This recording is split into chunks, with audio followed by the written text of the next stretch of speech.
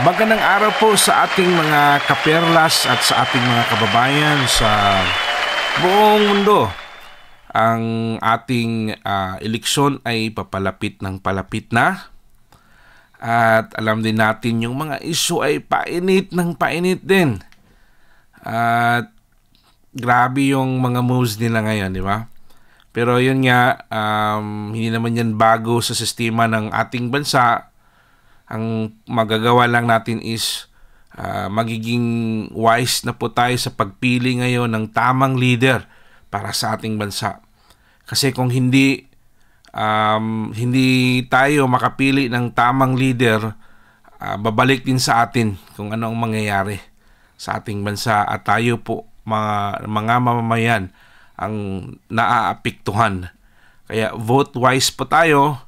At yun lang man din yung habili ni Tatay Digong. Huwag nating kalimutan yung Duterte 10. Basta importante secure yung Duterte 10 ni Tatay Digong. At sigurado ho tayo na mayroong mangyayaring maganda sa ating bansa. At alam naman natin na sa larangan ng politika ay si Tatay Digong ay magaling dyan. At na-experience na din natin mga kababayan kung ano yung ginawa ni Tatay Digong sa ating bansa for 6 years. Sa dami ng mga sakuna na nangyayari, but we survive at naging maayos at mabuti ang ating bansa.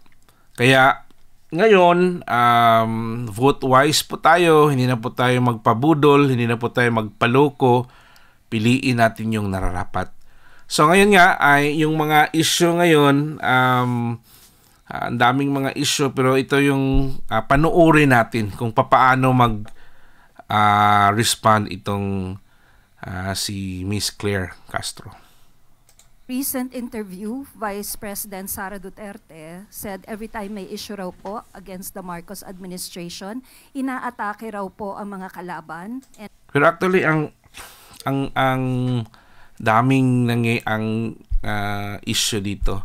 Pero isa lang yung nireplyan ni Attorney Claire. May I read part of her quote? Merong namatay sa Amerika at nandoon sa loob ng kwarto si First Lady Liza Marcos at nandoon sa police report. Cocaine yung sinasabi nagkalat doon sa kwarto na yon ay bigla na lang nilang hinila, kinuha, dinukot si Pangulong Duterte. Your comment po, ma'am. Di ba? Tama naman. Parallel yun sa pangyayari, same time. Di ba? At nung time na yon, hindi din nagpakita yung First Lady. At yung time na yon, ang tagal niyang nagpakita, di ba? Tas ang dami nilang mga videos na pinalabas. Di ba? Fake news yon. Yung mga old videos na pinapakita nila. So ngayon, paano ba yun ma-validate kung totoo yun? Pero ang isa lang dapat na kung i-prove nila na ang doon talaga yung First Lady is that yung passport. Kasi ang dyan may tatak yan kailan dumating sa Pilipinas. Yun yung kung talagang wala silang tinatago, yun yung exact talaga proof. Kasi ano yun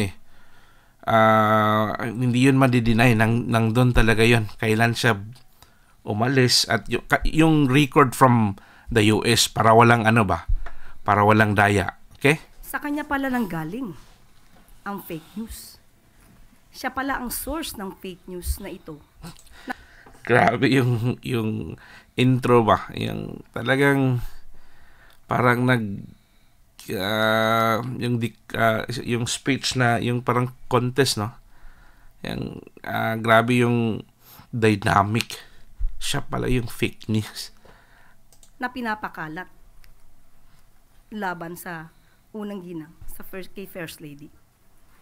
Unang-una po, kailangan pa ba natin paniwalaan ang mga ganitong klaseng istorya na nanggagaling sa Vice Presidente? Tandaan po natin, dumating si First Lady sa Pilipinas March 10, 2025. Kung gusto niya pong alamin yan bilang Vice Presidente, may records po yan. Records. Yun nga, yung hihingiin namin sa'yo. Yung copy kung kailan siya umalis, nag-out from the US. Huwag nyo nang lukuhin yung mga tao. Yan yung dapat ipakita mo. Hindi yung yung irarason mo. March 11, nagkaroon po ng event si First Lady with the representatives of Girl Scouts of the Philippines. That's May 11, 2025. Pwede po ba natin ipakita? Yan. Makikita po natin na kasama niya ang ilan sa mga representatives ng Girl Scouts of the Philippines. Yun nga. Kahit sino naman lalong-lalo na ngayon, ang daming AI, pwede kang paggawa ng photos dyan, Photoshop. Pwede kang magpakita ng anong pictures dyan eh. Ang tanong doon, paano mo ma-validate? Paano mo yan mapatunayan? Kaya nga, kung gusto mong yung totoong pagpatunay, Miss Claire, is yung record galing from US kung kailan siya umalis from the US. Huwag na ho tayong maglukuhan dito. Yan dapat ang ipakita to prove na ang dyan siya talaga, dito talaga siya nung date na yan, di ba? Kailan siya talaga dumating sa Pilipinas.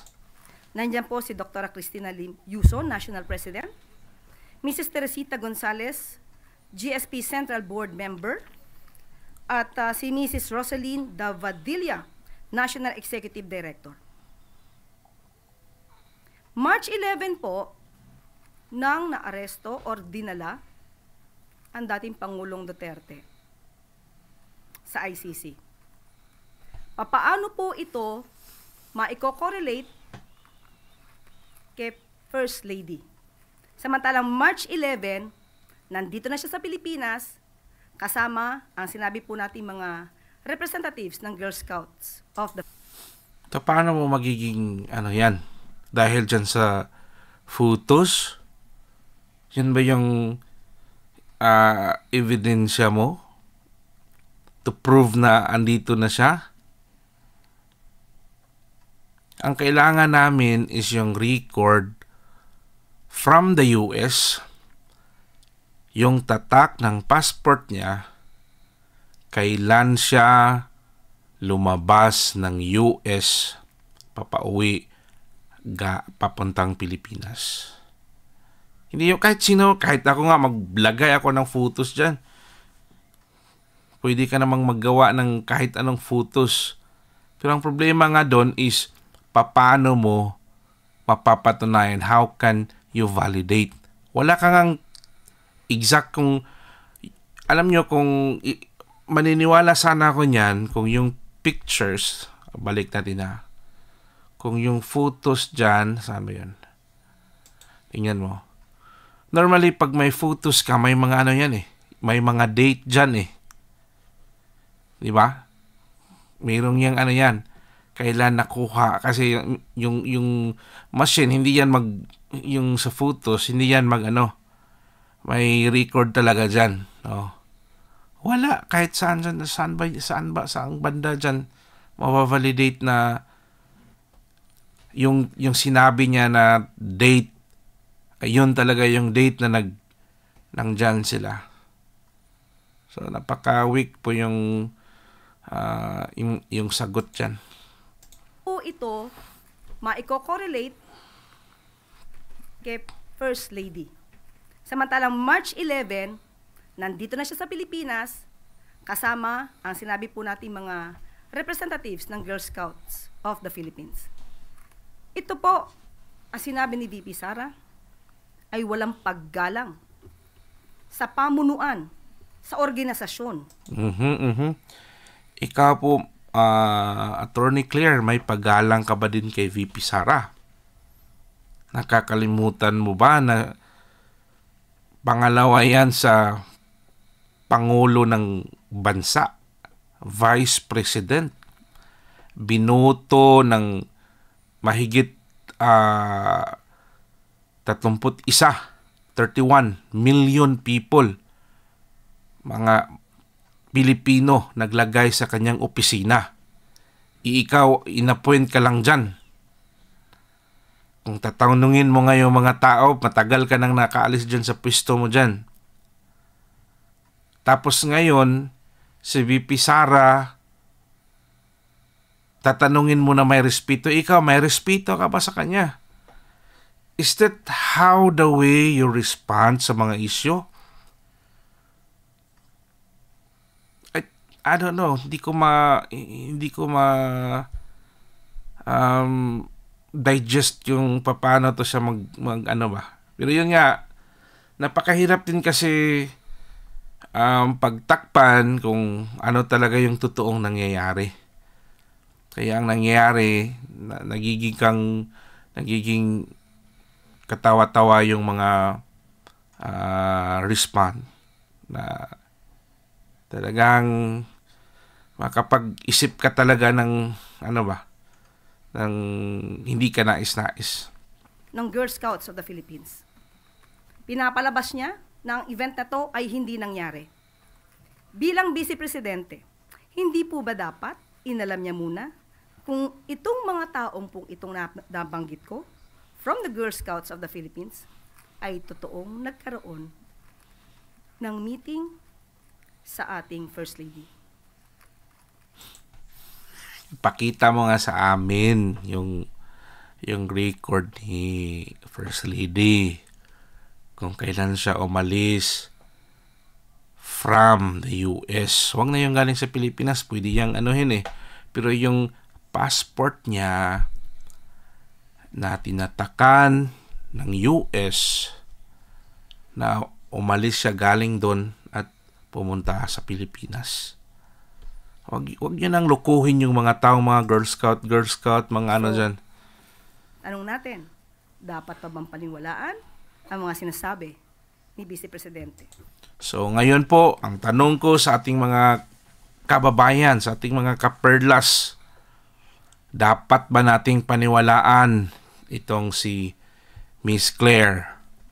So kayo na po ang maghusga. Iwan ko kung ano yung opinion nyo. At sa lalong-lalo na sa pangyayari sa ating bansa ngayon, sobrang gulo talaga. Hindi gulo na dahil may yung natural na sakuna, pero yung gulo na ginawa ng mga tao dahil yung mga tao mismo ay wala ng respeto. Nakikita natin dyan sa mga videos ngayon, sa mga ano yung mga reports. Ang iinit ng mga ulo ng mga tao. So, iwan ko at alam ko naman na hindi na po kayo kailangang pagsabihan, mga kababayan ko, mga kaperlas. Alam ko po na alam nyo na yan at alam ko na you are mga smart po tayo. Kung may magbigay ng pera, tanggapin kasi sa inyo naman yan galing, sa atin naman yan galing. But be wise sa pagbuto natin sa darating na halalan. Vote straight po tayo. Huwag na po tayong paligoy-ligoy. Kasi kung hindi yan mangyayari, alam na natin kung ano ang mangyayari sa ating bansa. Kaya, let us save the Philippines. Nasa ating mga kamay, nasa ating mga buto kung sino yung ang mangyayari para sa ating bansa. Magandang araw po. Duterte pa rin.